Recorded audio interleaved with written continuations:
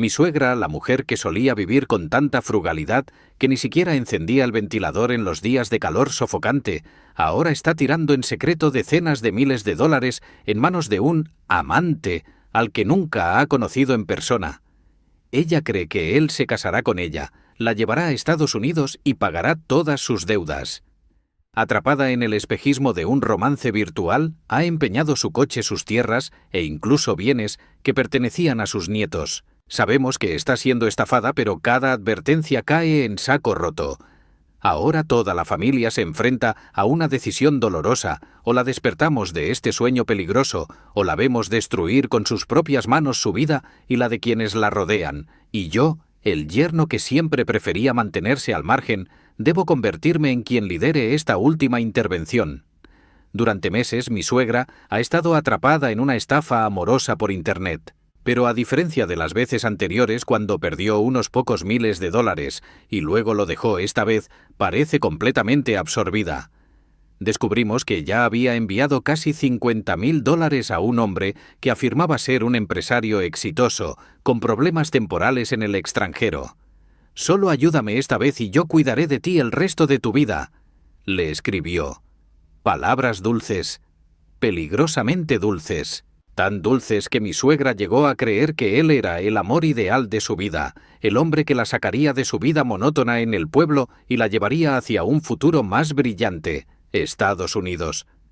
El problema es que no usó solo su propio dinero para reunir esos $50,000.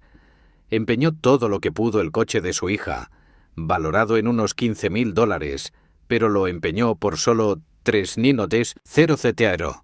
Sus joyas de boda, un terreno agrícola e incluso el depósito de una propiedad en alquiler que pertenecía a toda la familia. Peor aún, pidió prestado dinero a parientes, diciendo que nosotros, sus hijos, nunca le habíamos enviado ni un centavo, que estaba viviendo en la miseria y necesitaba ayuda. Todas esas mentiras tenían un solo propósito: seguir enviando dinero a su novio virtual. Nadie en el pueblo, ni en la familia, ni siquiera nosotros mismos, podíamos distinguir qué era verdad y qué era una historia inventada por ella. Al principio pensamos que sus acciones eran solo consecuencia de la edad o de la falta de conocimiento, pero la verdad es aún más dolorosa. Ella no es solo una víctima de la estafa, ella la está facilitando activamente. Cree ciegamente en esta relación, tanto que está dispuesta a sacrificar el bienestar de sus propios nietos. No fue hasta que descubrimos que planeaba vender la casa donde viven sus 2 hijas y varios de sus nietos que entendimos la gravedad del asunto. Si no hubiéramos intervenido a tiempo, no habría quedado nada por salvar. El dolor no viene solo del dinero perdido, sino de la impotencia. Cada vez que tratamos de razonar con ella, se enfada y nos acusa de tener celos de su felicidad. Las personas que solían ser su apoyo, ahora son sus enemigos, solo porque no creemos en ese hombre maravilloso. Así, poco a poco se ha ido alejando del mundo real y sumergiendo cada vez más en el mundo ficticio que el estafador le ha creado. Ya no tenemos tiempo para esperar a que ella despierte por sí sola. Estaba a punto de transferir otros $178,000, una cifra inimaginable para una familia que vive en un país en desarrollo como Laos.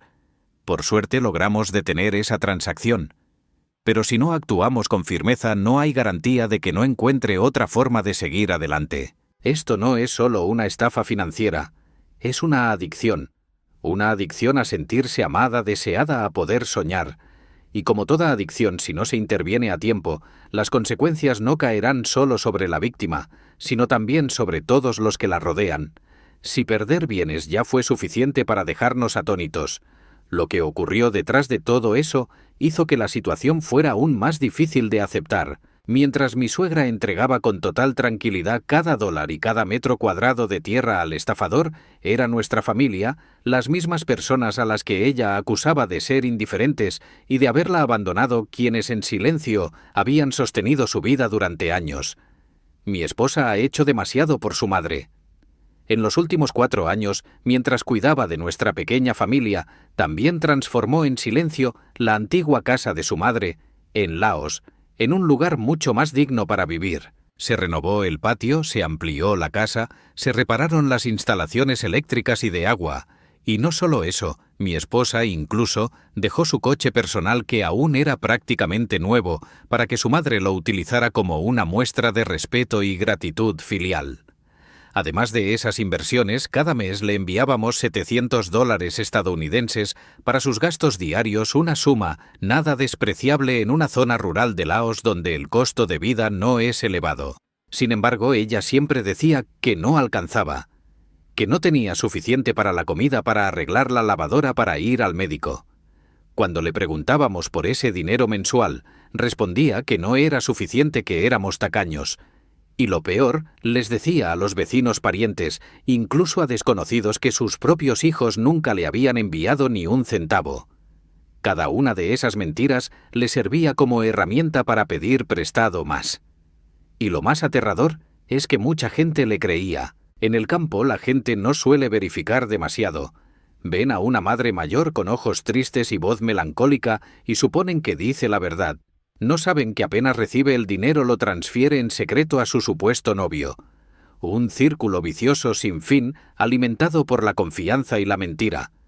Empezamos a recibir llamadas de familiares, jefes de aldea, incluso desconocidos. Su suegra está por empeñar este terreno.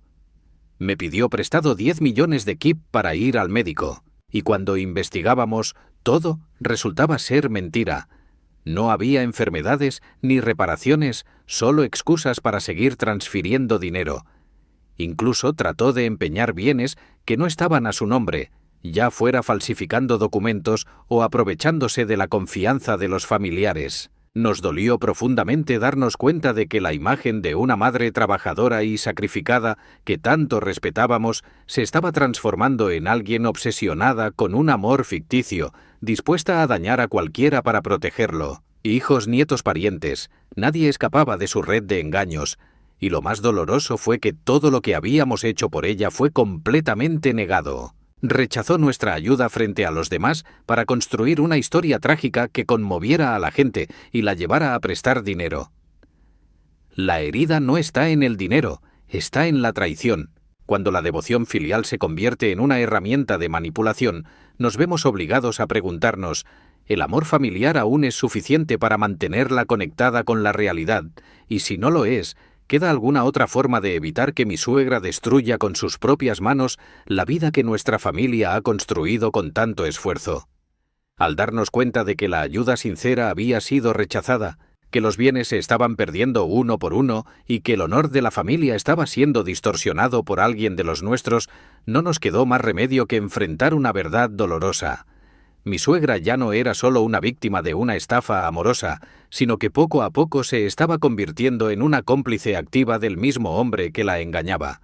Su ceguera ya no se limitaba a mentiras o préstamos arriesgados, se había transformado en una creencia inquebrantable.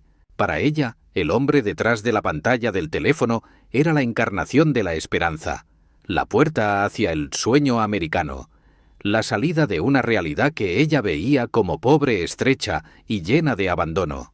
Lo más peligroso era el nivel de ilusión en el que creía. Estaba convencida de que pronto sería llevada a vivir feliz a Estados Unidos y que su amante, aunque nunca lo había conocido en persona, pagaría todas sus deudas después de casarse con ella. Por eso no tenía ningún plan para pagar los préstamos. Algunos contratos de empeño que logramos revisar mostraban cláusulas alarmantes. Después de 6 meses sin pagos, el prestamista tendría derecho total sobre la propiedad. Ella firmó esos contratos sin dudarlo, con una certeza escalofriante. Para entonces, ya estaré en Estados Unidos, él se encargará de todo. Esa obsesión la hacía actuar como si viviera en otro mundo. Buscaba conseguir más dinero a toda costa. Estaba dispuesta a hipotecar tierras valuadas en cientos de miles de dólares por cantidades mínimas, e incluso empezó a poner en venta la casa donde vivían sus 2 hijas y nietos, una acción que podía dejar a toda la familia sin techo. Si no lo hubiéramos descubierto a tiempo, esa casa ya estaría vendida y las consecuencias habrían sido trágicas. Intentamos hablar con ella, aconsejarle, mostrarle los riesgos, pero lo rechazó todo con una frase fría: «Ustedes no entienden. Estoy enamorada, enamorada». Una emoción que debería ser hermosa pero que ahora servía como excusa para la destrucción. A sus ojos, ninguno de nosotros era bueno. El único bueno Era ese hombre, el que le escribía palabras dulces, hacía promesas vacías y manipulaba sus emociones paso a paso. Y lo que complicaba aún más la situación era la cultura familiar y comunitaria en el pueblo, donde la gente evita los enfrentamientos y no está acostumbrada a hablar con franqueza o organizar una intervención. Era casi imposible. Todos sabían lo que pasaba. Todos estaban preocupados, pero nadie se atrevía a hablar por miedo a hacerle pasar vergüenza mientras ella destruía su futuro y el de todos los que la rodean. Como yerno se suponía que debía apoyar desde el fondo, pero cuando sus propios hijos dudaban en actuar por miedo a herirla, me vi obligado a dar un paso al frente. Si nadie más iba a decir lo que debía decirse, lo diría yo. Si nadie iba a actuar, entonces actuaría yo. Ya no podíamos esperar que despertara por sí sola. Cada día que pasaba significaba más bienes perdidos, más confianza abusada y una familia que se acercaba al colapso. Esto ya no era solo un problema de ella, era una lucha por la supervivencia de toda mi familia. Nunca quise ser yo quien liderara esta intervención. Sinceramente esperaba que alguien más de la familia diera un paso al frente. Alguna de sus hijas, mi cuñada, o al menos mi suegro, quien vivió con ella y la conoce mejor que nadie.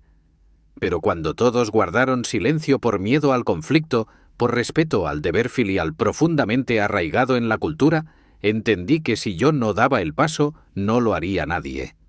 Y si fallábamos esta vez, las consecuencias serían irreversibles. Así que organizamos una intervención, una de verdad estructurada, firme y cargada de emociones.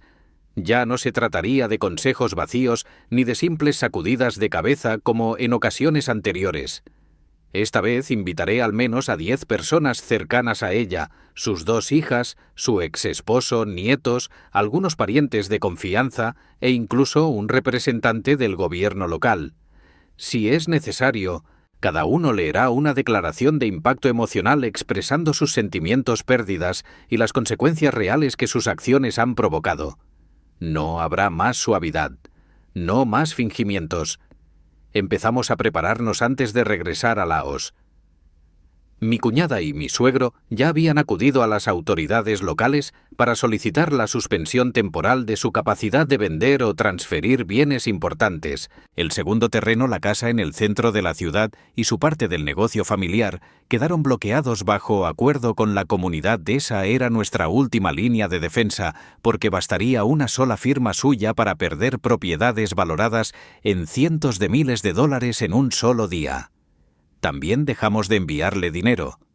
En su lugar pagamos directamente las facturas de luz y agua, y mi cuñada se encarga de comprar comida y llevarla hasta su casa. Ella no lo sabe, pero cada comida que tiene, cada bombilla encendida en su casa, es el resultado de cálculos cuidadosos y del amor silencioso de las mismas personas que ahora está rechazando.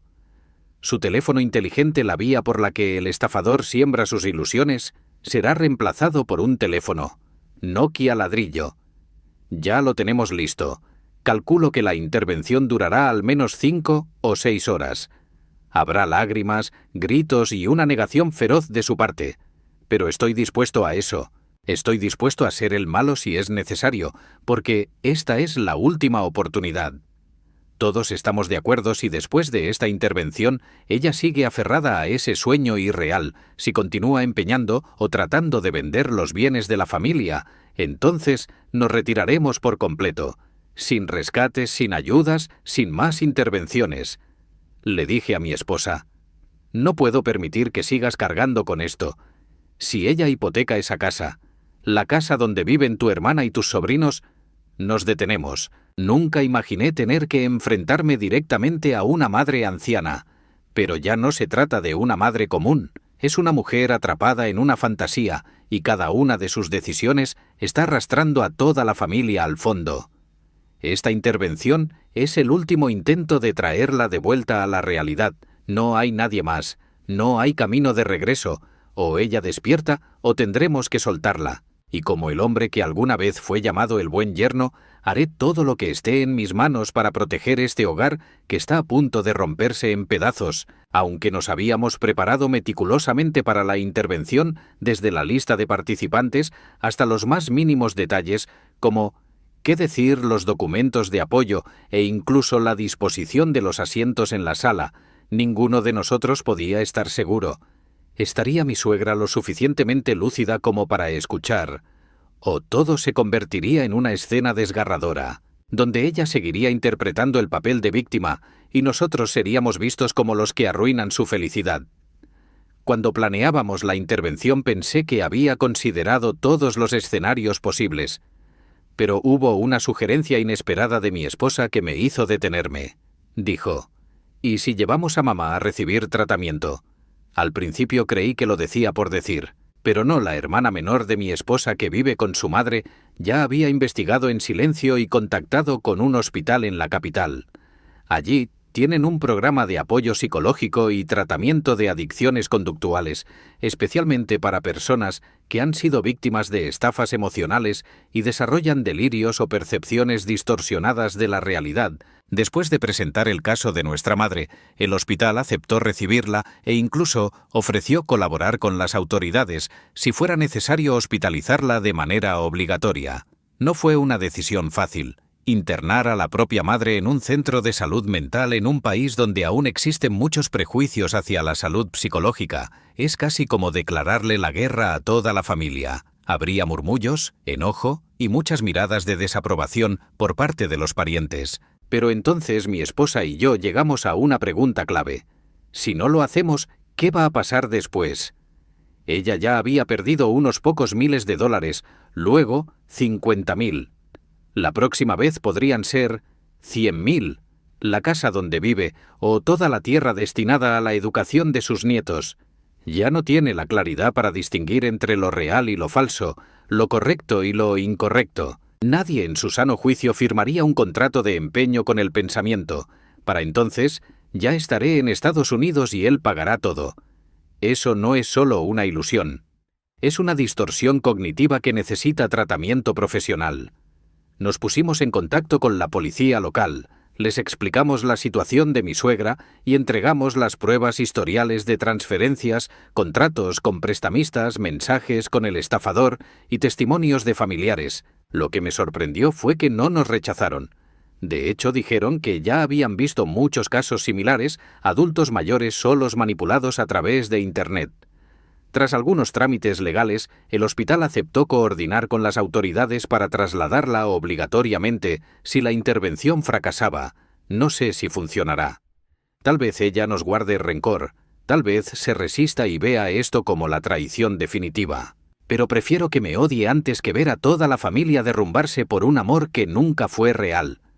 Un tratamiento prolongado podría ayudarla a salir del círculo de manipulación mental, recuperar la razón y empezar de nuevo, lento, pero con firmeza. Lo único que pido ahora no es perdón, sino una oportunidad. Una oportunidad para que ella entienda que lo hacemos por amor. Una oportunidad para que sus nietos sigan viviendo en un hogar seguro. Una oportunidad para que una familia al borde de la ruptura pueda reconstruirse no con las dulces palabras de un estafador, sino con las acciones firmes de quienes verdaderamente la aman. Y si ni siquiera esa oportunidad basta para hacerla cambiar, al menos sabremos que hicimos todo lo posible. Si estás leyendo esta historia y ves reflejada en ella a una persona cercana, una madre, un padre, una tía o un tío que ha sido, eso podría ser víctima de una estafa amorosa por Internet. Por favor, no guardes silencio. El silencio es el terreno fértil donde crecen las ilusiones. No pienses que ya le advertí pero no escuchó. Es suficiente. No creas que ya es adulto que decida por sí mismo.